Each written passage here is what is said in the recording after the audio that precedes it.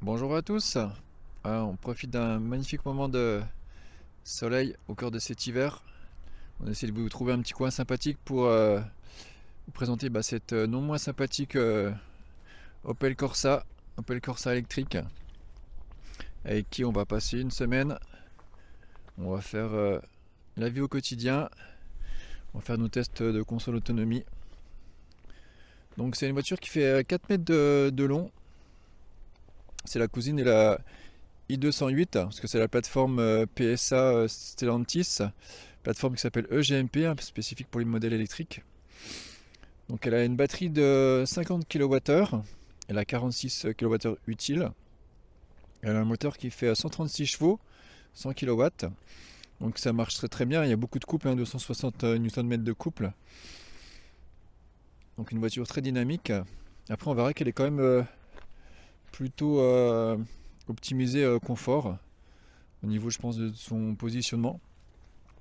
Là on est sur une version élégance, donc on a des feux Matrix LED. Ils sont hyper efficaces. Franchement ça c'est très très bien. On voit aussi les radars pour les aides à la conduite. Elle est au niveau technologique, il n'y a pas de problème. Donc en fait il y a trois finitions. Il y a la finition édition. Et ensuite vous avez deux finitions plus haut de gamme. Soit GS Line qui se veut un petit peu plus sportive. Et la finition élégance, ce qui est celle-ci. Donc qui est très bien équipée. Donc là vous voyez qu'on a les jantes en alu. On a aussi des disques à l'arrière. C'est pas fréquent, hein. Il y a beaucoup de voitures électriques ont des tambours à l'arrière. Là on a des disques, on a des pneus Michelin en 16 pouces. Donc les feux Matrix, les aides à la conduite. Au niveau du coffre, on a un coffre de 300 litres. Donc c'est plutôt pas mal, hein.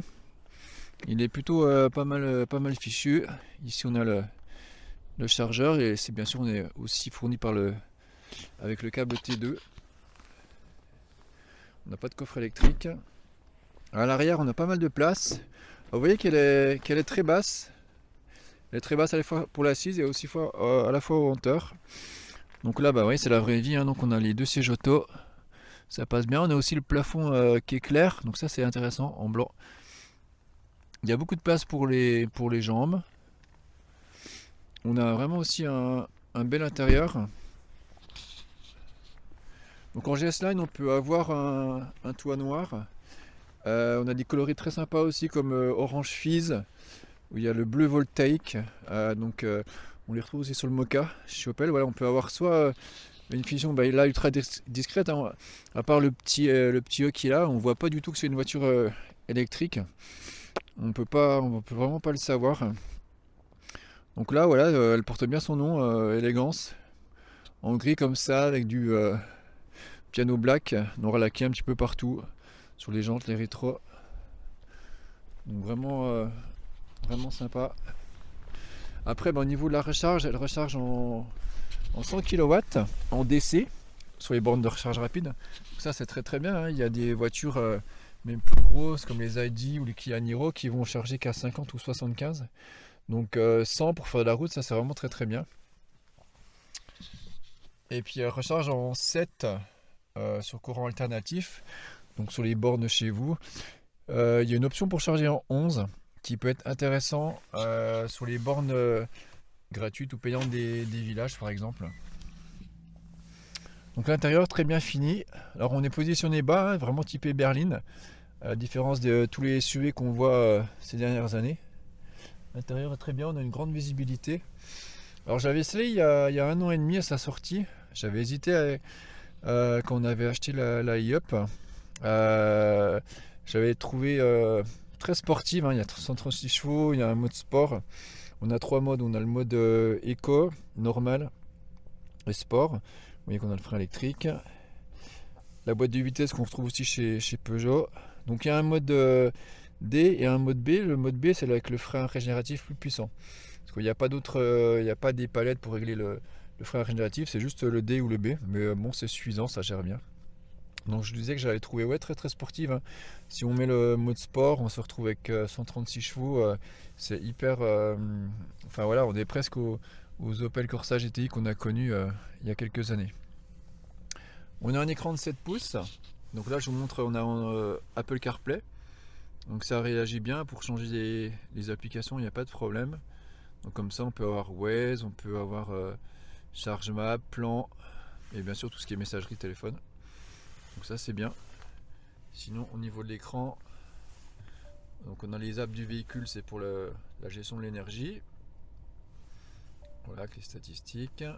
On peut gérer la charge programmée. On a les radios, donc on a du tuner FM et DAB, radio numérique. Puis après on a les applis classiques de téléphonie. Voilà. Puis les petits réglages de la voiture. On a un petit raccourci pour revenir à l'énergie. Ce qui est bien, c'est qu'on garde des boutons manuels pour la clim. Là, on a un beau écran central qui est très lisible. On peut faire défiler pas mal de choses. On peut avoir la navigation avec les monuments 3D, la gestion des accessoires. Là, je vais essayer de vous enlever le reflet. Je vous montrerai après des petites séquences avec la cartographie. Je vous fais la présentation. En fait, j'ai déjà passé quelques jours avec la voiture. Donc on a pas mal. Et puis voilà le compteur. Bon alors après voilà l'intégration, on voit qu'on a des bords ici. On aurait préféré une dalle qui prend tout l'espace, mais franchement elle est quand même grande, elle est très lisible, donc c'est bien. On voit que ça a été intégré comme d'une voiture déjà existante thermique. Donc j'ai eu un peu de mal les premiers jours à trouver une position correcte, mais moi je suis très grand. J'arrivais pas à trouver un bon positionnement pour mes jambes. Donc en fait il a fallu que simplement que j'avance la colonne de direction, et puis là j'ai trouvé une position qui est vraiment parfaite. Vous voyez, on a des très belles contre-portes avec peut-être des vraies ou des fausses surpiqûres, et puis les petits inserts en noir laqué. Donc là on va aller faire notre test sur notre parcours de consommation test, 60 km, une soixantaine de kilomètres sur route et puis après sur autoroute. Je vais vous passer aussi des séquences. Là on voit la trappe de recharge, donc le type 2 LCCS qui est en dessous, les boutons pour programmer. Voilà, je vous en reparlerai un petit peu plus tard dans la vidéo. Donc vraiment une super petite voiture avec plein de points positifs hein, sur la charge, la taille de batterie. Il y a des optimisations aussi qui arrivent. Donc on va aller rouler, et puis de toute façon à la fin de vidéo je vous ferai mon petit bilan personnel sur la voiture.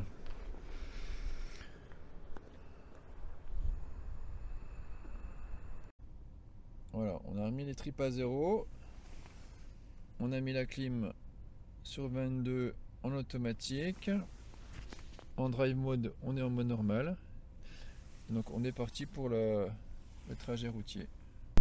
Alors on a un beau soleil qui nous accompagne. On est à mi-parcours de notre trajet routier. On voit que la température est descendue à 5 degrés. On était parti à 10, on est descendu à 6 et maintenant à 5. On a un très bon résultat, je ne vais pas vous le montrer tout de suite. Là on voit la consommation des accessoires. Donc on a une consommation qui est assez faible hein. Un bloc c'est la radio et l'ordinateur de bord. Le deuxième bloc c'est pour la clim. Plutôt dans la semaine hein, par temps gris, très froid, 3 degrés, on était à quasiment 50% de consommation des accessoires. Donc là c'est très faible, vous voyez, sur le trajet je suis quasiment à un seul bloc. Donc la PAC joue très bien son rôle. Peut-être aussi que la mise à jour qui calcule la température, enfin qui regarde par rapport à la température intérieure et l'hygrométrie, là par temps très sec, peut-être voilà, qui se dit j'ai pas besoin de beaucoup envoyer d'énergie via la pompe à chaleur. Alors, en tout cas on a un très bon résultat de consommation, je suis vraiment surpris. On est en dessous des 17, je vous laisse la surprise pour l'arrivée. Donc on se retrouve à l'entrée d'autoroute pour le bilan de la consommation sur route. Voilà, on se retrouve à la fin de notre trajet routier en mode normal. Donc je vous avais fait un petit peu du suspense tout à l'heure. À mi-parcours on était à 15 kWh au 100, donc c'était vraiment un super résultat. Là je vais pas vous montrer les compteurs parce qu'en fait on est le lendemain. L'enregistrement que j'ai fait hier n'a pas fonctionné. J'étais un peu colère parce que vraiment en plus on avait un super résultat. En fait on est arrivé ici avec une consommation de 14 kWh au 100. Donc on a encore baissé sur la fin. Donc franchement un résultat hyper satisfaisant. Franchement j'ai été très surpris, hein. On avait une température de 6 degrés. Donc bon, le soleil nous a apporté je pense de la chaleur à travers les vitres. Mais franchement une consommation de 14 kWh au 100 en plein hiver comme ça, je trouve ça vraiment bien, hein. D'ailleurs c'est ce qu'on avait consommé avec le Ignac, mais des températures beaucoup plus importantes. Donc franchement un super résultat. Donc ce qu'on va faire là, c'est qu'on va prendre l'autoroute et puis on va aller voir si elle est aussi performante, aussi efficiente sur autoroute. Alors on se retrouve à la fin de notre parcours autoroutier, à la sortie d'autoroute de Besançon. On va tout de suite voir le bilan. Et puis voilà, on a encore un très bon résultat. Moi je pensais être sur du 25, voilà, on est passé sous les 23 kWh au 100, 106 km/h de moyenne. On a tenu les 110 jusqu'à la sortie et des camions, donc ça réduit notre moyenne. Donc bah, franchement un bon résultat, donc toujours hein, on était en drive, la clim en automatique à 22. Donc on a un beau soleil hein, qui était plutôt un avantage. Mais voilà, c'est plutôt pas mal. Ça nous fait plus de 200 km sur une charge complète, donc 200 km sur autoroute en hiver. Voilà, donc c'est plutôt bien. La voiture était confortable. Ouais, si on chipote un petit peu, on sentait un petit peu le poids de la batterie qui nous faisait un petit peu louvoyer comme ça. Et la direction aussi, elle nécessite beaucoup de maintien, je trouve, sur autoroute. Après, je vous en reparlerai sur route, hein, elle est hyper confortable et surtout hyper silencieuse. Donc à l'intérieur, ça c'est super agréable. Donc voilà, donc on va voir si demain on se refait le test en mode éco.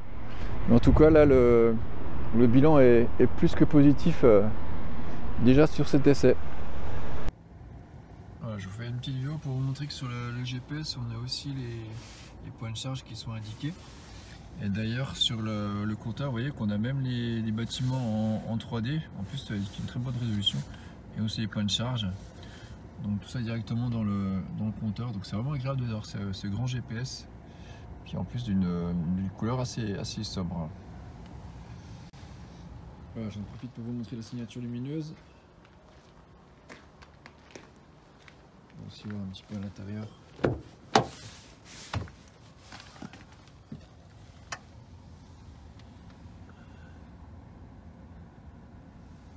Un petit éclairage basique mais sympa à LED.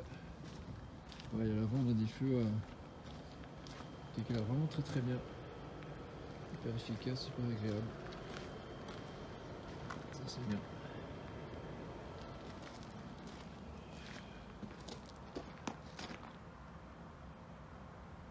Voilà, j'en profite pour vous montrer l'écran de charge sur le tableau de bord. Donc on voit le niveau de charge, l'autonomie, et puis on voit la vitesse de charge en km/h et le temps pour une recharge complète. Voilà, on a aussi un indicateur vert pour montrer que la charge se passe bien. On a un bouton pour déverrouiller et aussi pour programmer la charge, c'est-à-dire qu'on branche et on appuie le bouton pour activer la programmation de la charge. Donc pas de souci pour se brancher, hein. Pareil au niveau la taille de la voiture, elle braque super bien au niveau des emplacements en parking public. Il n'y a pas de problème, on a de la place pour se garer. Voilà, on vient de finir un petit trajet d'une trentaine de kilomètres. Donc vous voyez qu'on a une consommation qui est quand même importante. On était sur la route nationale. On a pu passer juste en dessous des 20 kWh au 100. Donc ça peut paraître assez important, hein, mais on a des conditions qui sont extrêmement difficiles. 3 degrés, vous voyez, pour conditions pour une voiture électrique. On avait bien sûr la clim à 21 en automatique et on roulait en normal. On a pris la voiture qui était froide, donc batterie froide et habitacle froid, donc le temps de réchauffer. Ce qu'on va faire, c'est qu'on va faire le trajet retour tout à l'heure. On se mettra en mode éco. Donc le mode éco, il va couper la clim, la PAC.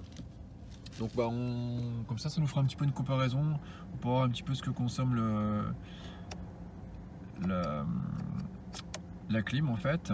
Même si on arrive à voir un petit peu, puisqu'on a un écran qui nous permet de savoir. C'est pas énergie, c'est alors ordinateur. Je vous montrerai, de toute façon je vous présenterai un petit peu tous les. Non, ça c'est l'instantané. Alors j'avais trouvé.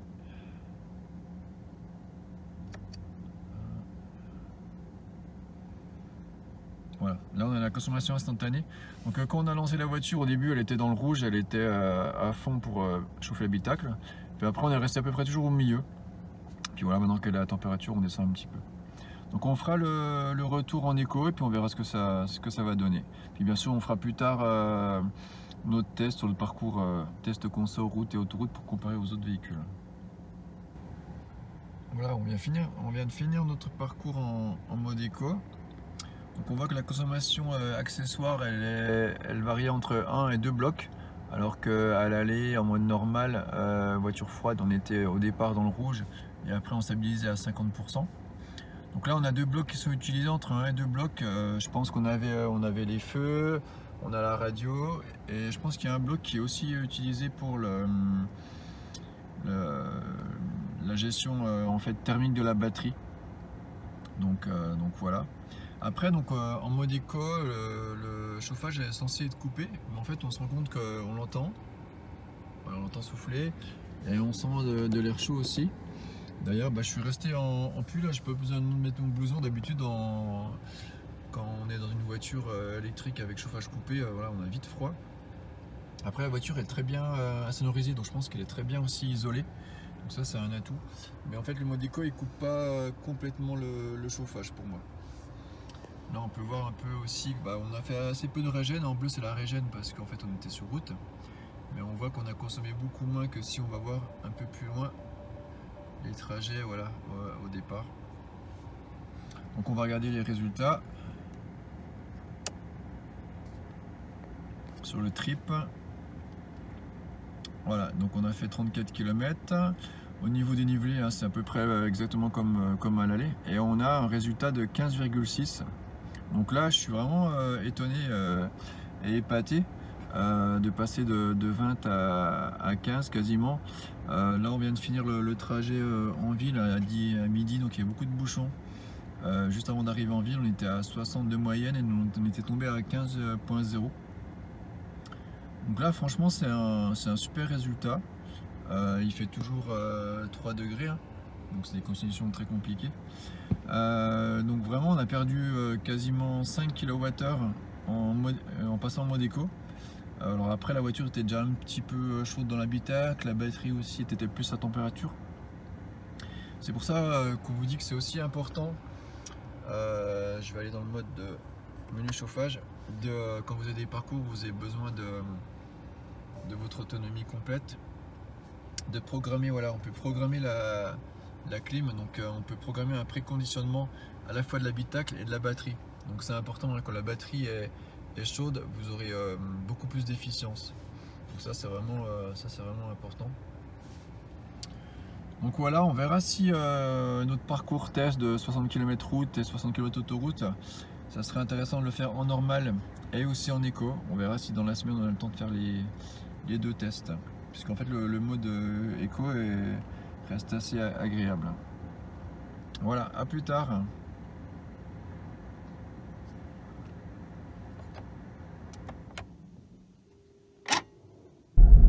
Voilà, aujourd'hui on vient de repartir. On a mis le trip à 0 là, depuis 3 km. On vient de repartir cette fois avec le test en mode éco. On va faire le même parcours qu'hier. Et puis on va voir ce que ça donne. Allez, à tout à l'heure. Quasiment à mi-parcours. Je vous parlais aussi de la radio. Donc elle passe automatiquement entre la radio DAB numérique et la FM. Elle fait la bascule automatique. Donc c'est plutôt pas mal. Par contre, il y a des écarts assez importants au niveau du volume du son. En DAB, on est plus fort. Donc on se retrouve avec tout de suite avec un volume plus fort. après le son en... Attention, police signalée. Voilà, ça c'est Waze. Je crois que c'est la voix d'Akram en plus. Qu'on salue, la chaîne. Donc je disais que oui, la qualité au niveau sonore, au niveau avec le DAB est très bonne, une très bonne qualité sonore. Ça vient aussi de la sonorisation qui est très bonne sur cette voiture.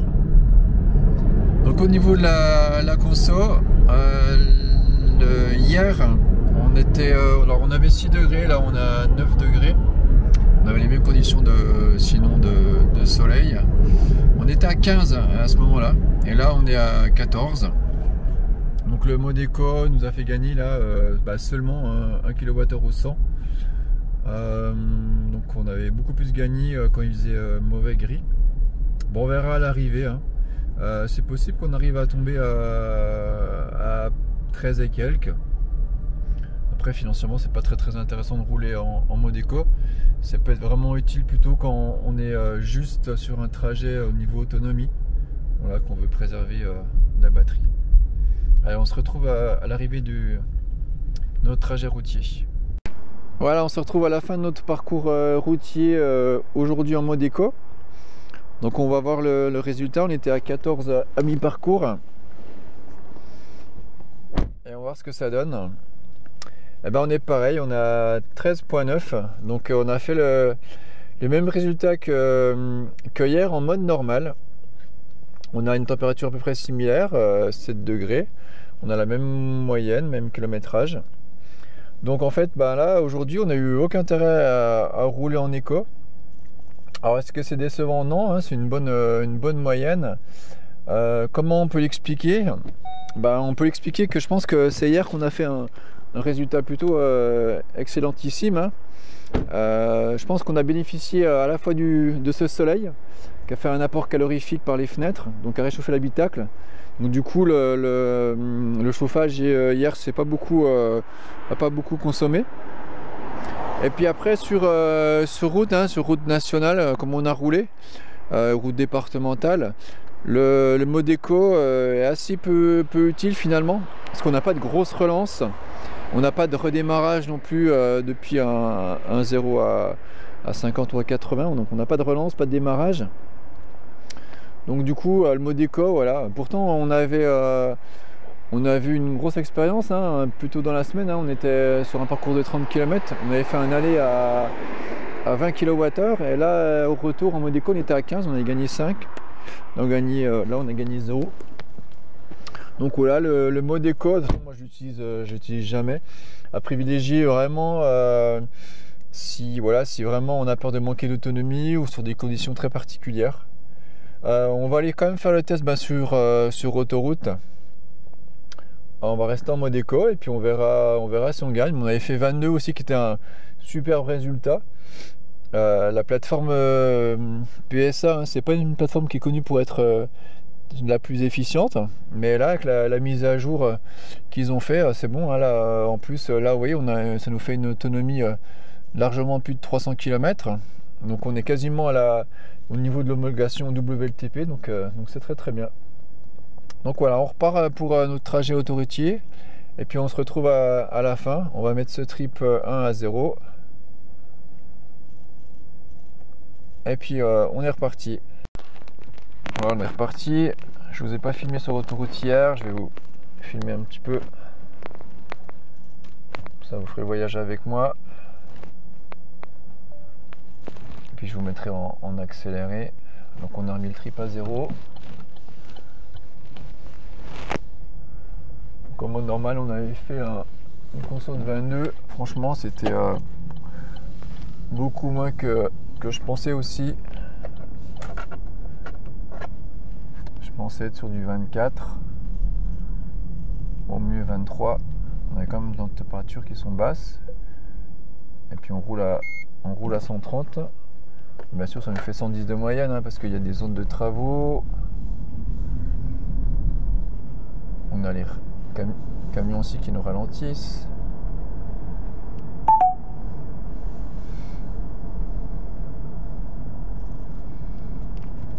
Attention, on est vite au-dessus des limitations, hein, en électrique. Surtout que celle-ci elle est hyper silencieuse. on se rend pas bien compte de la vitesse.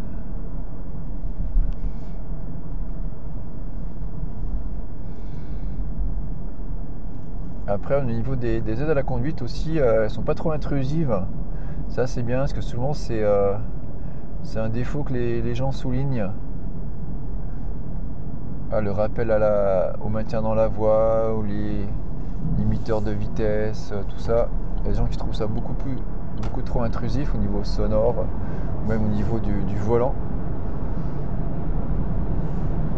Et là franchement, elle est douce comme elle est douce dans sa globalité.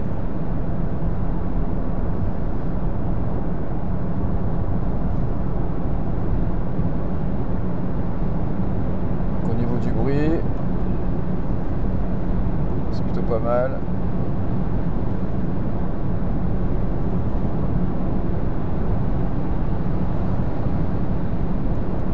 Ouais, c'est encore silencieux. C'est encore silencieux même sur autoroute. On entend forcément un peu les bruits de roulement. Donc la console là c'est normal hein, au début c'est assez élevé. Ça se restabilise.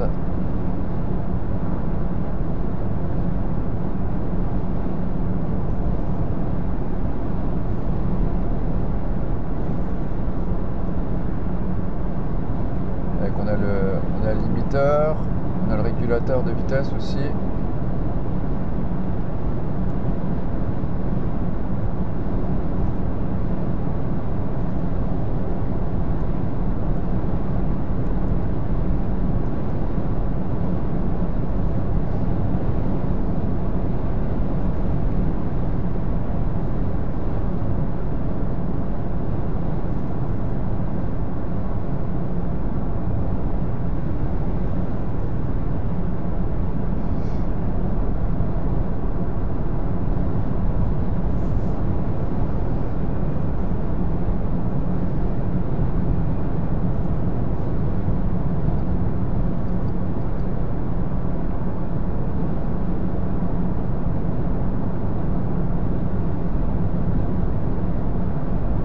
Voilà, on va se retrouver tout à l'heure à l'arrivée pour le bilan. Alors on suit une Tesla Model S. On va la doubler. On en profite pour vous dire que la semaine prochaine, on va commencer des petites séries de vidéos sur la Tesla avec la nouvelle Model 3 à 60 kWh. C'est une P100D, donc une très puissante. On va donc n'hésitez pas à vous abonner, activer la cloche de notification pour nous suivre. On fera des tests sur ce même parcours et sur d'autres parcours. On vous présentera aussi les fonctionnalités de la voiture.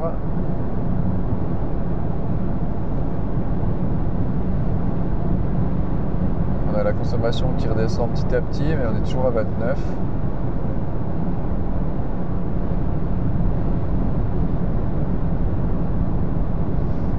Là, on va quitter la 39 pour prendre la 36. Voilà, tout à l'heure. Dans le trajet autoroutier, on voit sur les stats que c'est vraiment l'autoroute, on n'a aucune récupération. En vert, c'est les consos, en bleu, c'est la récupération d'énergie. Alors, le résultat, 54 km, 108 km/h, 25.1. Alors j'ai fait une petite erreur, j'ai redémarré, je me suis rendu compte au bout de 20 km, j'ai démarré non pas en éco mais en normal. Pourquoi j'ai fait cette erreur? Simplement c'est que j'ai coupé le moteur avant de partir, quand on était à l'entrée de l'autoroute. Et en fait à chaque fois qu'on va redémarrer la voiture, il ne garde pas le drive mode qu'on avait avant, il se remet automatiquement en mode normal. Voilà. Donc quand je me suis rendu compte, j'ai remis à zéro le trajet 2, le trip 2. Donc j'ai fait 29 km en éco avec une bonne moyenne, mais du coup pareil, je suis à 24 kWh au 100. Donc c'est moins bon qu'hier en mode normal. Comment j'explique? Tout simplement j'avais un méchant vent de face. D'ailleurs on voit les drapeaux là. Je me suis rendu compte, je ne voyais pas que les arbres, c'est vrai qu'il y a moins de feuilles, mais j'ai vu les manches à air tout le long et les manches à air étaient vraiment en ma direction et bien à 45 degrés. Donc on avait un méchant vent de face. Donc bah oui, qu'une voiture électrique, voilà, on s'en rend compte comme ça influencie sur la console. C'est pour ça qu'il faut toujours se garder une marge aussi, ou des solutions de recharge. Donc voilà pour le bilan autoroutier. Après, bien agréable. On peut rouler en mode éco sur l'autoroute, c'est pas le cas de tout. Sur la Up, on est bloqué à 110, donc on va pas l'utiliser. Par contre, quand on a besoin de power, de puissance, il faut vraiment mettre l'accélérateur plus au fond. Donc moi, pareil, je conseille pas les modes éco à cause de ça. Au niveau sécurité, c'est toujours bien d'avoir la réserve de puissance. Donc voilà, on va se retrouver un petit peu plus tard pour le bilan. Voilà, du coup je vous filme à l'arrivée pour vous montrer qu'après le trajet de 60 km route et une soixantaine de kilomètres autoroute plus le retour à la maison, je suis bien sur une moyenne de 18, donc j'étais à 15 sur la route, 22 sur l'autoroute. Donc voilà, un très beau résultat aujourd'hui. Voilà, on se retrouve chez la concession Opel à Besançon. On les remercie pour le prêt de cet Opel Corsa qu'on a eu toute la semaine. C'est vraiment intéressant pour vraiment s'approprier la voiture, ses défauts, ses qualités.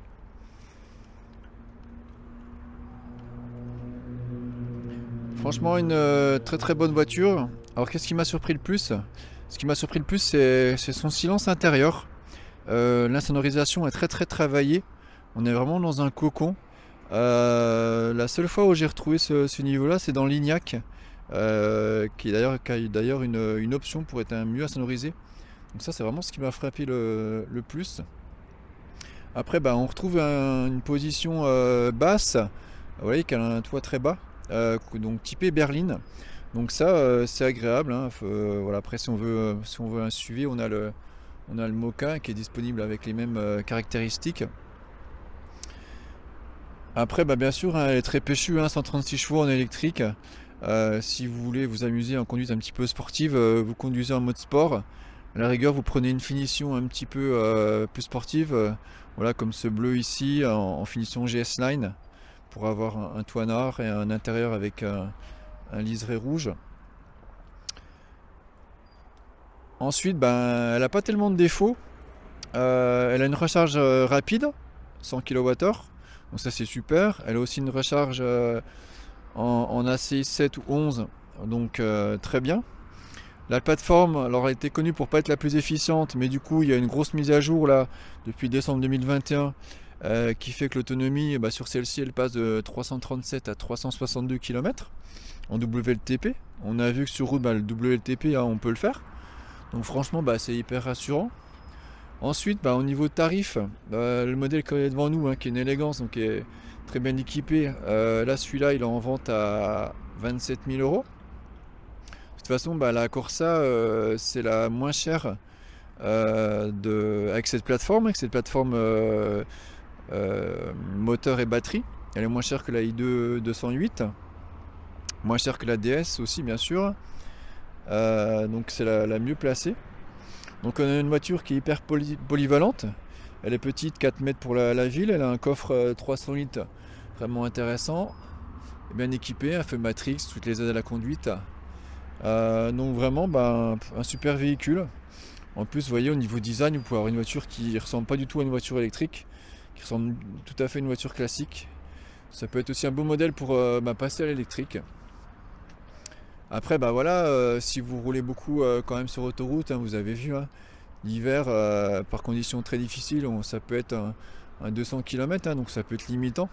Par contre, en coût d'utilisation, vous avez un coût de 3 € au kilomètre si vous chargez chez vous.